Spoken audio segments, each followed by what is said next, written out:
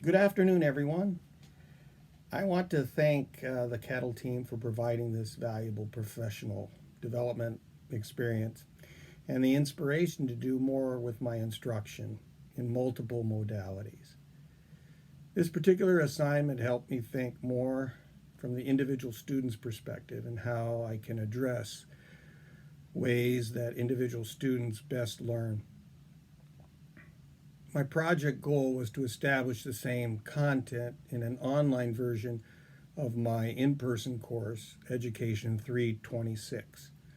To support this pivot in modalities, I ensured equitable access to the course materials through Canvas, paying close attention to enhancing communication, inclusion, and the transferring of hands on doing type experiences.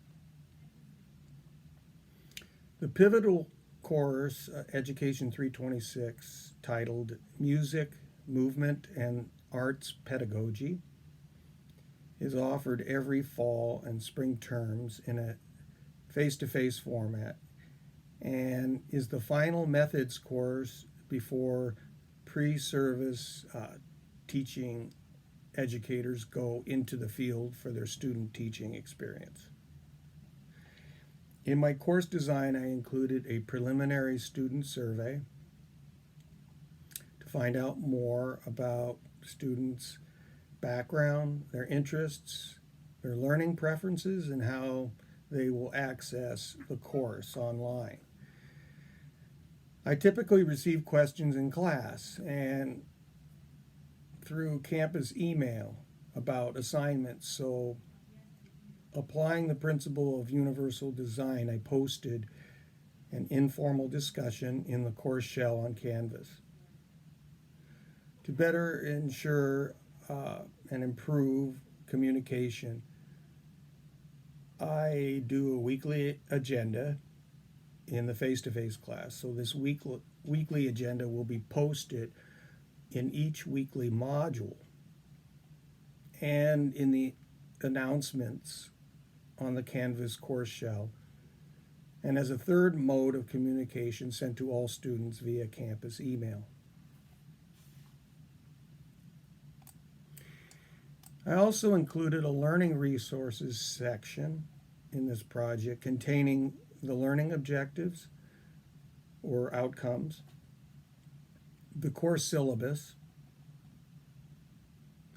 and some other materials that they will refer to throughout the semester.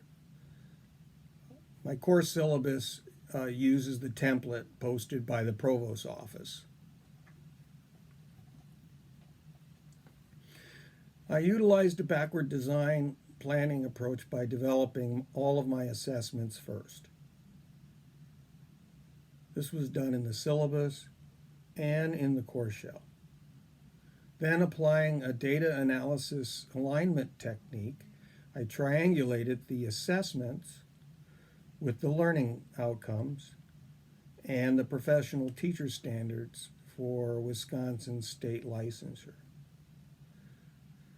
My anticipation is that I will first encounter a challenge with providing inclusive pedagogies in the week 2 and the week 3 modules. And this is because there's a sizable amount of reading in the beginning of the course from the required textbook. And this information is foundational to understanding and applying other course content. So the inclusive strategies I incorporated into my design was, number one, to chunk this very long reading into 3 main parts and provide written summaries, provide a mini lecture video, and the essential or guiding questions that we do in class, those will be provided also through the weekly agenda. With regard to content knowledge acquisition, there are a variety of hands-on doing type of activities in this face-to-face class that begin in the week 3 module and continue every week for the entire semester. So I uploaded the first classroom hands-on activity to the week 3 module so people could see that. It is a visual art critique of a Pablo Picasso lithograph. It's a required activity that I do every semester with no grade, and students can respond online to my question prompts through a discussion board. Equity oriented daily lessons that are inclusive was accomplished through the careful design of essential questions and teacher prompts that I mentioned earlier. And the technique I use is an open ended divergent thinking question format to include student ideas from a variety of perspectives.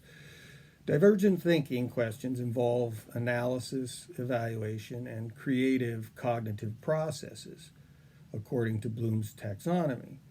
So, this is how I introduce students to Bloom's taxonomy in the cognitive domain, because they're going to be using this throughout their career and its rationale for their teaching of these activities. A written paper is due in week 6 of the course, and students receive feedback from me 1 to 2 weeks after they submit their written paper. At that point, the students have the option to accept that grade, or they can submit a rewrite to Canvas in the assignment section Dropbox to improve their grade on that particular assignment. I'm still working on developing internal continuity from one weekly module to the next in the online units of instruction. This will enhance the logical progression of topic themes and help students make connections with the content.